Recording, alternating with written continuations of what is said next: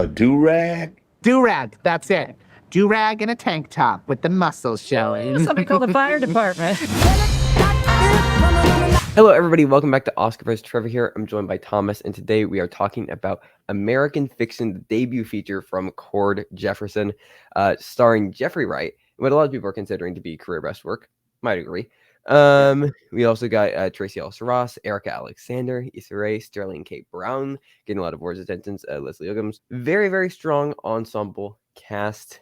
So this is Cord Jefferson, only really known for his work on Six. And it follows Thelonious Monk Ellison. His writing career isn't going very well because he's kind of trapped in that space where he isn't white enough for white people, but not black enough for black people, right? And he decides to write a satirical novel under a pseudonym and it's basically just satirizing what he considers to be bad about black people's writing, and it ends up being a massive success. And he kind of has to confront his ideas of where art and literature and race intersect for him, and how that might be different for the rest of the world, and how to kind of preserve the subjectivity of art while also allowing for the acknowledgement of the audience's kind of interpretation of art. And I found this really, really interesting and striking because not like a week before we both watched this, Thomas and I had like a 6-hour-long conversation about what the meaning of art is and whether it comes down to the person writing it or the audience. And this film is very directly dealing with all those ideas at the forefront. Yes, indeed. This is a film that really does put its ideas out there in a very brash and a very bold manner. And I really respected that of it. Like, it didn't tone down its ideas. It wasn't just this sort of fun little satire. It really does go into a lot of conversations that are very interesting, and it explores every side of that. Like, I didn't expect there to be a scene. We're doing spoilers, right? We're going to talk about spoilers. Yeah. So if you haven't seen the film, spoiler warning now, it'll be in the title, though, spoiler analysis. So yeah. But like, I didn't expect there to be that scene where Thelonious talks to Issa Rae's character. I didn't expect to see that sort of alternate perspective and alternate side. And I think that really does add extra layers to the film. I don't think it's a perfect film by any means. I do have problems with it, but equally I think it's a very ambitious film. I really do respect that ambition that is on the forefront, and I do think it does achieve on a lot of what it's trying to do, and in terms of just being a fun satire as well. It's a very funny film. I think that is, it could be lost in this conversation, which we're going to get into the more thematic layers of it, but at its heart, it is a very funny film. There is a lot of very good humor. A lot of the cast really work for this deadpan style that they're going for, and a lot of you've got sort of surrealist stuff, but also with Jeffrey Wright there anchoring, I think he gives an excellent performance. They really, grounds. The cast really pulls this. I think that this is the best case scenario for a debut feature that feels like a debut feature. Like, you have some debut features that you're like, how the fuck is this a debut feature? Like Past Lives, like After Sun, right? Like, you have those. This isn't like that. It still feels like a debut feature, but for something like that, this is about as confident and cohesive and bold as you're going to get from something like that still maintains a lot of the flaws and like tonal inconsistencies that you will find within a debut film. For sure. Yeah. And I think that Sterling K. Brown deserves, and I mentioned Erica Alexander as well. It's not just about Jeffrey Wright's performance, as you say, it's the ensemble around it. Yeah. And it really does feel like these are fleshed out characters with, relationships that go deeper than what is just explored in the film, which I really appreciated. But I do agree there is some slightly ropey stuff in terms of the way it's plotted, how the narrative sort of builds. I think specifically in regards to, there are sort of two stories at play here. There's the writing stuff and there's the family stuff, which is more sort of not simple but like kind of straightforward domestic drama. And both elements are integral in the story that is trying to be conveyed, but equally I don't think they're quite married together quite right. It's quite separate. Okay, now we're doing this bit, we're doing with the writers and etc. Okay, now we're doing this. I think it attempts to pull them together in that final sequence, but I don't think it's entirely there, because you also have the relationship subplot, right? And I feel like that at times is even divorced from the family stuff, and they kind of intertwine. And I think the relationship subplot is what is supposed to kind of narratively tie those two ideas together in a way, but I don't think it entirely like it almost gets to the finish line, but it doesn't quite cross it, I think, in fully pulling together all these cohesive ideas. And I think that's where it does feel like a first feature in that regard. But I think the ambition is fully there. And I think individually all of those pieces really work. Exactly. And that's the thing. Like I think with the ensemble, you do get a lot out of that, the more domestic side of things. And with the funny satire, smart writing, snappy dialogue, you do get a lot out of the other aspects of it. So and just because these ideas don't necessarily all pull together quite right, I still think there is a lot of value in just the ideas themselves and in the ideas being explored in such as we say, bold, which is impressive. So if we're talking about the themes that the film is dealing with, I think you could definitely call Thelonious Monk a pretentious person. I think he seems to believe that certain art is inherently of more value than others, and it is not just down to an opinion. And I think that is where I would define pretentious. I have been called pretentious many a time. I don't believe that my taste in film is necessarily pretentious. I think that I like things that can be pretentious, but I don't think that it inherently has more value than other art. I think the art is entirely subjective, and I think that different art is going to work differently for different people because we're all different people, right? So we're all going to respond to things differently. So I think that there is that separation there of allowing for subjectivity, and I feel like that's really his arc. It isn't acknowledging that it's not him going like, oh, I think that I prefer this type of writing now, or oh, I think that it's wrong. I just think that it's more so him transferring from an objective mindset to a subjective mindset. And I think what's also very interesting and impressive is that he manages to maintain a sense of likability throughout. It's not like you dislike him at the beginning, which is very important because you see where these feelings are coming from. He's able to argue his points very well. He's a very eloquent person, that obviously comes through in the dialogue and what's written in the page, but also in Wright's performance. And he manages to stop because he could be a very annoying character. There is a world in which, handled less successfully, maybe performed by a different actor, where Thelonious is a very deeply unlikable character. But because you get a sense to Wright, that's really testament to Wright. Because you get a sense of just this very deep-seated worldview and the very sort of moral lens that he's looking through art, and you get a sense of that very quickly and very clearly. Yes, exactly. And I think that is just worth mentioning because, as you say, I think the arc it's not a very it's an interesting arc. I don't know if it's that sort of groundbreaking or anything like that. It is fair for what is happening. If you see at the end when he sort of gives a look to the black actor that's on set, like that's a clear sort of visual reminder of this is where he was, this is where he went, this is where he ended up. So the arc's quite clear, the arc's quite evident, but it's still an interesting one nonetheless. The arc isn't particularly groundbreaking, I would say, purely in construction and form, but I do think that the way that construction is applied to the themes, I think, is when the arc becomes kind of interesting. And I think that that's what elevates it over what could have been a far simpler and kind of shallower story. Is like nothing about the film, the way that it's shot, the way that nothing is particularly groundbreaking, but I think there's so many different pieces that when aren't anything necessarily entirely special and are just good on their own, that when married together and when worked together, like the arc and the themes, then I think it really elevates both. What I kind of got from it was that Cord Jefferson himself was debating these ideas in fully, which is why the ending can be construed as fairly ambiguous, and it's not like validating Thelonious's worldview. It's not saying that he's wrong either. And I think through having these conversations, it's very much you feel the director and you feel Jefferson is unpacking these own ideas within himself and is questioning whether this is a worthy piece of art, whether this is something that could objectively, could be exploited. It feels very self-reflexive. Exactly. It's very self-aware. And I think that self-awareness is very important to why this film really does work. And it's not just like self-aware, cheap humor. It's like, it's a self-awareness that is deeply seated. It isn't Deadpool self-awareness. No, exactly. Like, hey guys, it's very metatextually self-aware, which is, I think, the best kind of self-awareness. And I feel like people might kind of underappreciate Cord Jefferson's directorial work here because it isn't that visually flashy and it isn't doing crazy stuff with the editing or anything. But I don't know, he really feels like an auteur in the making to me, just in the way that he's able to so successfully articulate and explore and debate his worldview in ideas on the themes. It's almost like he's almost in like the way that Malick constructs his films, and obviously they're very visually different, very tonally different, but it's all about taking a question in regard to theme and then using the process of constructing the film as a way to answer that question. And sometimes the answer is that there isn't an answer really.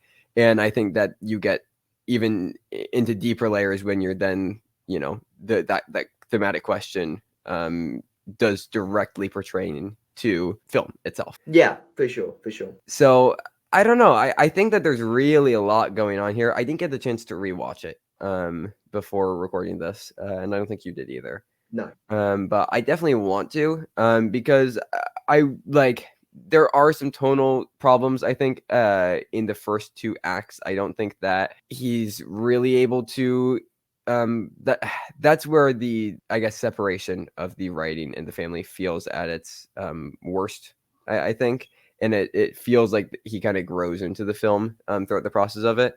But I don't know. I want to rewatch it to kind of explore some of the themes as they kind of appear earlier in the film.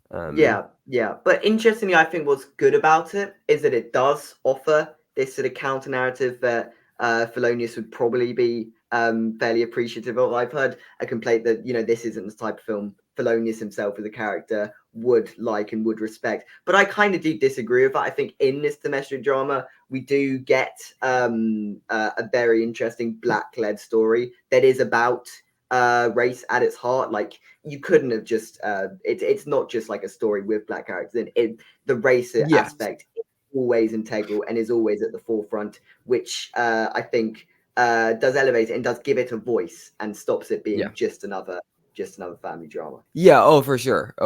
And there's a lot of layers of intersectionality in there as well. I think Sterling K. Brown character, like, fascinating and incredible work from him too.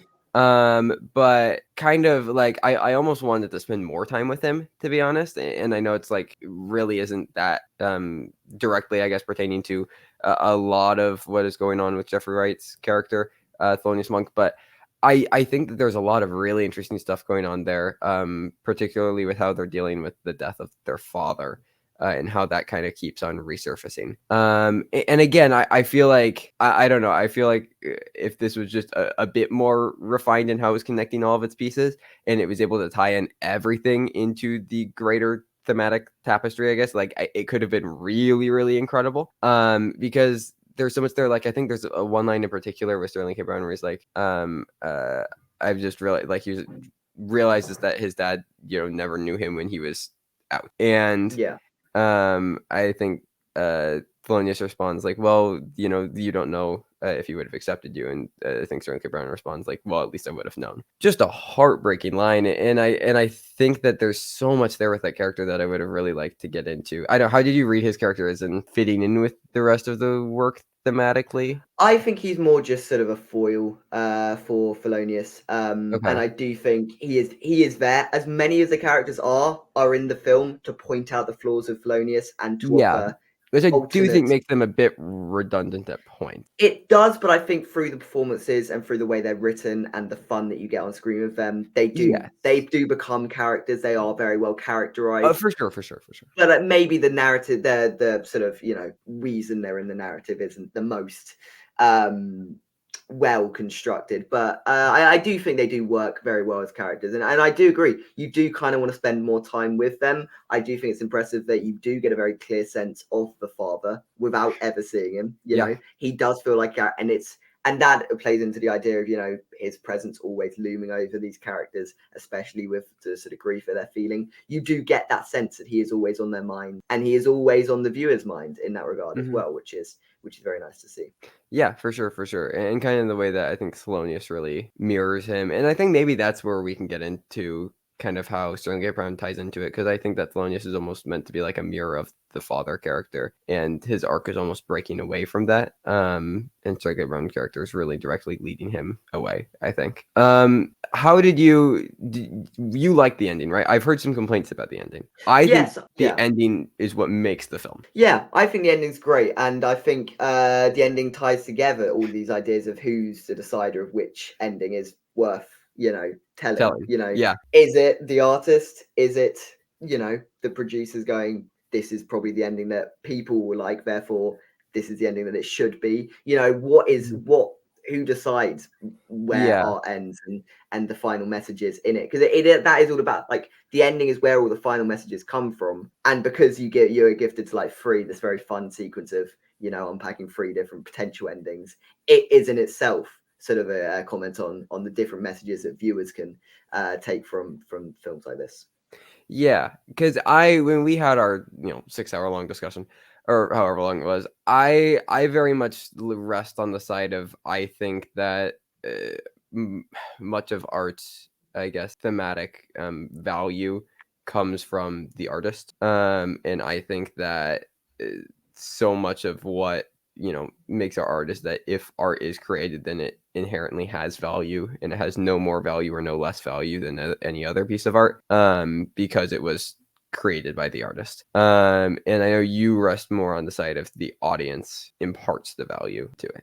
Yeah, I think what if no art theoretically has any more value than any other piece of art, then what gives art its value is audience reactions to it and how an audience perceives the art and a different interpretation. I think what's great about this film is you do have the sort of satire with the producers and then sort of those group of characters who are very appreciative of the book, that My Pathology. They're very over enthusiastic. But then no, that's not the actual title. No, yes, fuck was the actual title, wasn't it? Yeah, it did get changed. But then you also get a much more sincere reaction to it from his girlfriend, and I wasn't expecting to get such a subjective, such a genuine, such an honest. He takes issue reaction, with that, and he takes issue with it. Yes. And I think that is like treated the problem within the film, and I would agree with this. Why does he get to say whether it's a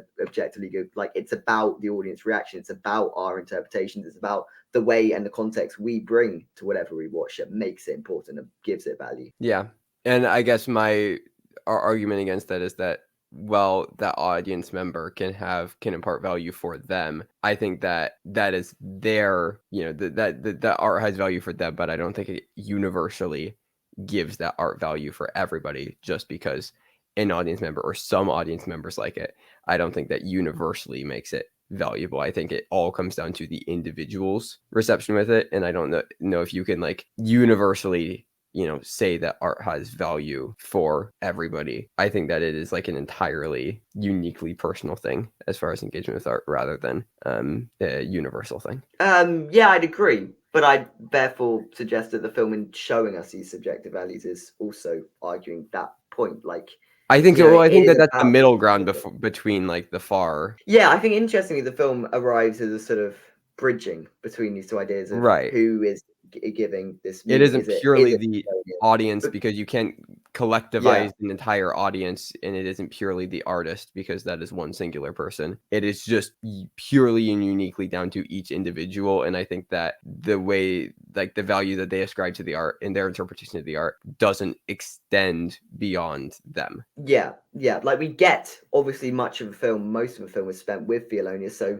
he argues his case against it very well, and he argues that this is an objectively bad piece of art, but it goes on to win the award, so the film kind of also plays against him, and it's this conversation I think makes it. But I think it also directly addresses, sorry to cut you off, but I think it also very directly addresses how like the white judges very much felt like, oh, we need to go for this, because this is important, and it's, whereas it was the two black judges who were actually, it wasn't just Thelonious. No, which is why I think it was very important that we did get his girlfriend's perspective. Yes, which is why that little scene exists. It's not just to further Thelonious's character and to say you're being kind of an arsehole here. It's to actually, add deeper meaning to. Because you can't generalize. You cannot generalize the meaning of art to all. Again, and that's, I think, where I've kind of arrived at the situation. I think, you said as well, where like it isn't just the audience, it isn't just the art. It really is just,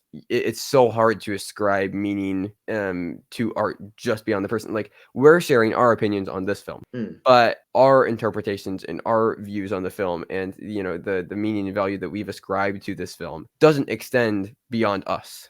you as the viewer, it shouldn't mean anything to you. You might want to watch it, or you might, if you have seen it, find something like a interest in like a different perspective that might help to form your perspective, but it shouldn't change the way inherently that you're thinking about this piece of art, rather than just like maybe encourage you to reconsider something, or you might just flat out disagree. And I think both interpretations would be entirely valid, because again, the meaning of art does not extend beyond the singular person, I think.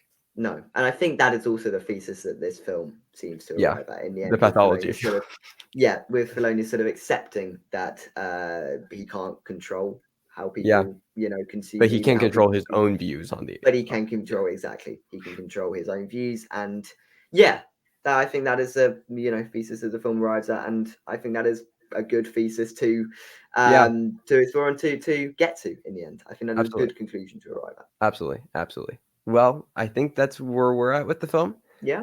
I'm going to be throwing it a solid 8 out of 10. I would also be giving it a solid 8 out of 10. It feels like, there are the problems that do exist. I also think potentially there is a flaw in the fact that the book he writes is so extremely bad that it does slightly become unbelievable that everyone would just take to it. I think that's not even dealing with like the art themes at that point. I think that's dealing with like a satire and critique of how like white people feel the need to elevate. I get that it is a part of the sort of that aspect of things, and I get that it is a hyper surreal world that he is creating. That you're not meant to be taken real, but equally when you do have the domestic family stuff, which is a lot more grounded, I think again it just comes down to that tonal inconsistency issue where I don't think you can have such a grounded story whilst also doing all of these more absurd aspects, and I don't think it really quite marries them together as well. But equally, as you said, majorly interesting themes it's exploring. Great performances, like unbelievably great performances. I had heard great things about Jeffrey Wright. He was better than I was expecting even. In this, it's just something about his delivery, something about the way it's the charm that he brings to the character that I don't think anybody else could have brought. No, for sure. It's really, really excellent. And I can't wait to see what Cord Jefferson does. Like especially as he's able to like refine his form and everything. Like very, very fascinating filmmaker. And very excited to see where he goes next, because great film. But those are our thoughts on the film. As far as awards, I think Best Picture, it's in actor, it's in screenplay, it's in, and maybe Sterling K. Brown. We'll see. But maybe we'll see. I would be happy to see it. I mean, it depends who he takes out of that category. Obviously, there are certain names that I think are non-negotiables, but we'll see. I think it could very much happen. He seems on track. And I'd be fine with it. I'd be fine with that. I really like his work. I don't think it's going to win anything though, especially now that Barbie's moved to adapt the screenplay. I think screenplay would be the one, but I don't see that anymore. In text, it just, as you said, it's not doing anything groundbreaking or it's not flashy. Even interesting enough. It's not like it is a comedy, and in editing, comedies often do quite well because it's all about that back and forth, shot, reverse shot, etc. But it's not, I don't think it's excellently edited. I think the way, like, moment to moment, perfect. Structurally, I think the structural editing is part of the issue with like some of the tonal inconsistencies. So I would agree with that. But regardless, very good film. That is it for our discussion on American Fiction. Plenty more reviews to come, so make sure that you stick around for those. But until next time, thank you everybody for watching. Stay safe and goodbye.